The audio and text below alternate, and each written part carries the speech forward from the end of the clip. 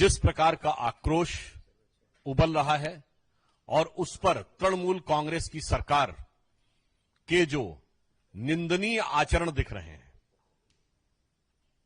उस दुखद घटना के बाद जांच को भटकाने, आरोपी को बचाने और सबूतों को मिटाने के समस्त षड्यंत्रों के बाद जनता का आक्रोश और क्रोध अब एक बहुत निर्णायक बिंदु पर पहुंच रहा है और उसी की अभिव्यक्ति, जन जन के इस आक्रोश की अभिव्यक्ति आज पश्चिम बंगाल में भारतीय जनता पार्टी द्वारा आहूत बंद के दौरान देखने को मिली। मुझे ये कहने में कोई प्रसन्नता का अनुभव नहीं होता है कि बंद अभूतपूर्व सफल रहा, बल्कि मुझे ये कहने में पीड़ा का अनुभव होता है कि बंद की वह अभिव्यक्ति जो बंगाल के जन जन के द्वारा दिखाई पड़ रही है, वो ममता बनर्जी जी की सरकार को सुनाई नहीं पड़ रही है।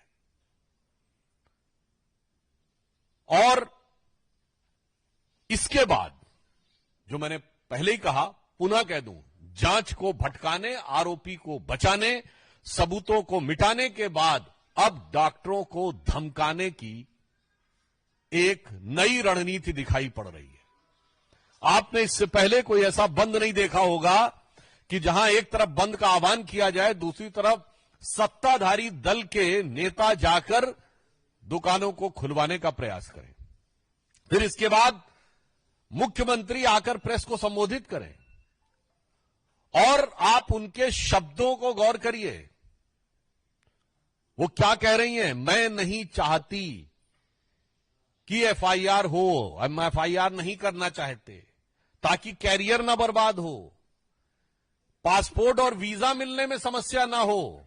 मुझे लगता है कि देश की प्रबुद्ध जनता और पश्चिम बंगाल, जहां की प्रबुद्धता कई शताब्दियों से बहुत प्रसिद्ध है, वो इसका अर्थ, भाव और अभिव्यक्ति न समझ पा रहे हो, ऐसा संभव नहीं है। भारतीय जनता पार्टी स्पष्ट रूप से कहना चाहती है कि शब्दों के हेरफेर के साथ ममता बनर्जी जी ने सीधे डॉक्टरों को धमकाने का काम किया है और एक प्रकार से उनके कैरियर के ऊपर प्रश्न चिन्ह लगाने का काम शब्दों के मायाजाल के अंदर किया है, ताकि प्रत्यक्ष में जो दिख रहा है, ठीक वैसे ही जैसे सरकार का मुखौटा कुछ और दिख रहा है पश्चिम बंगाल में और मुख कुछ और दिख रहा है, उसी प्रकार से इस प्रेस कॉन्फ्रेंस में शब्द कुछ है और भाव क्या है, ये सबको समझ में आ रहा है। और इतना ही नहीं, इसके उपरांत उनका यह कहना, जो मुझे लगता है कि एक प्रकार से पश्चिम बंगाल सरकार की बहुत दुखद और खिसियाहट की भी अभिव्यक्ति है, यह कहना कि चुनाव करवा लो। मैं पश्चिम बंगाल की मुख्यमंत्री ममता जी से कहना चाहता हूं, महोदया, इस पीड़िता के साथ न्याय का विषय चुनाव का विषय नहीं है। यह सबूतों के आधार पर कानून की अदालत में साबित होकर दोषियों को सजा दिलाने का विषय है। यह न्याय का विषय है, चुनाव का विषय नहीं है। जिसकी सत्ता होगी, न्याय उसी के पक्ष में होगा। यह सोच संविधान के लिए सबसे खतरनाक सोच है और मैं कहना चाहता हूं, संविधान खतरे में कैसे हो सकता है, इसकी आपको वानगी देखनी है तो पश्चिम बंगाल में देख लीजिए। जहां का मंत्री कहता है कि जो उंगली उठेगी मुख्यमंत्री जी के खिलाफ वो तोड़ दी जाएगी, मिस्टर गुहा। जहां का सांसद कहता है कि ये लोग जो भी कार्य कर रहे हैं, इनको अंजाम भुगतना पड़ेगा, अरूप चक्रवर्ती। और जहां की मुख्यमंत्री कहती हैं कि मैं नहीं चाहती कि एफआईआर हो, मैं नहीं चाहती कि कैरियर खराब हो। और आप कल्पना करिए, यदि ख्वाबों ख्यालों में इनकी केंद्र में सत्ता होती तो उंगली तोड़ दी गई होती, अंजाम भुगतवा दिया गया होता और कैरियर बर्बाद कर दिया गया होता।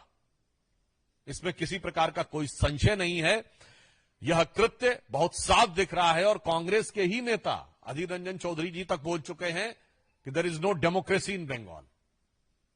मैं उस समय वो नेता प्रतिपक्ष थे, तो मैं कह सकता हूं कि कांग्रेस के तत्कालीन नेता प्रतिपक्ष ने जब यह शब्द प्रयोग किया था, there is no democracy in Bengal, आज वह बिल्कुल शब्दशः चरितार्थ होता दिख रहा है।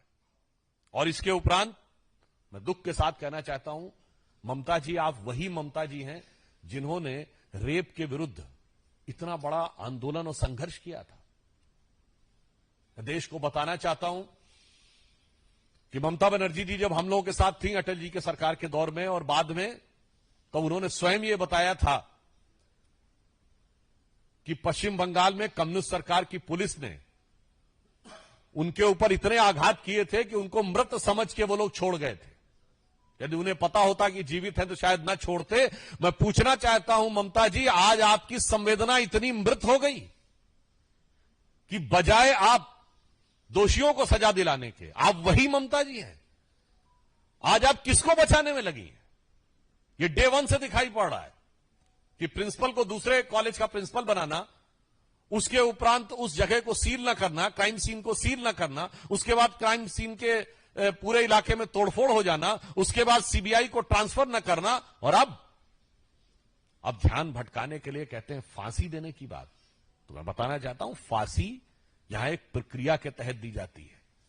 अफसोस की बात यह है कि सर्वोच्च न्यायालय ने स्वयं कहा कि सबूत तो आपने इतने मिटा दिए हैं, सबूतों के साथ इतनी छेड़छाड़ कर दी है ताकि यह काम आसान नहीं है। और अगर आपके मन में इतना है तो मैं पश्चिम बंगाल सरकार से पूछना चाहता हूं, रेप के कितने मामलों में फांसी दिलवा दी है? वो अपना कन्विक्शन रेट बताएं।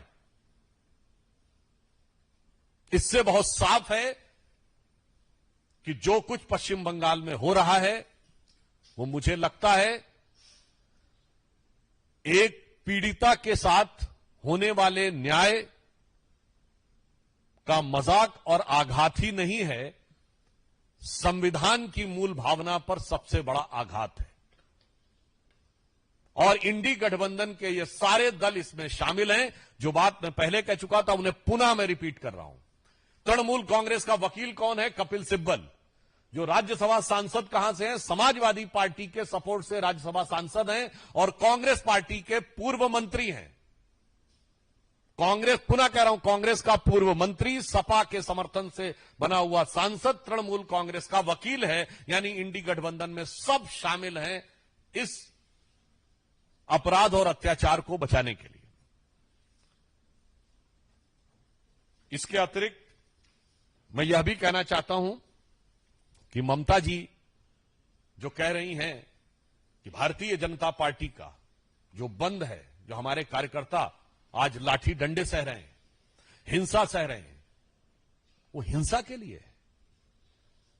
बहुत साफ हम कहना चाहते हैं, ये तो वो सरकार है 2021 में जिसका आगाज ही हिंसा के साथ हुआ था और इसके लिए हाई कोर्ट से फटकार लगी थी। तो ममता जी, आपकी सरकार हिंसा से जिसकी शुरुआत हुई उसका सर्टिफाइड सर्टिफिकेट कोर्ट से आपके पास है। और मैं पूरे देश को यह भी याद दिला देना चाहता हूं कि पूरे देश में अनेक राज्यों में एक समय में चुनावी हिंसाएं होती थी। मैं नाम नहीं लेना चाहता, कई राज्य थे जहां चुनावी हिंसा की बड़ी चर्चा होती थी। अब सब राज्यों में चुनावी हिंसा समाप्त हो गई। केवल एक ही राज्य है जहां से चुनावी हिंसा की खबरें आती हैं और वो है पश्चिम बंगाल। न्यूज नेशन अब व्हाट्सएप पर खबरों के ताजा अपडेट के लिए न्यूज नेशन के इस क्यूआर कोड को स्कैन करें।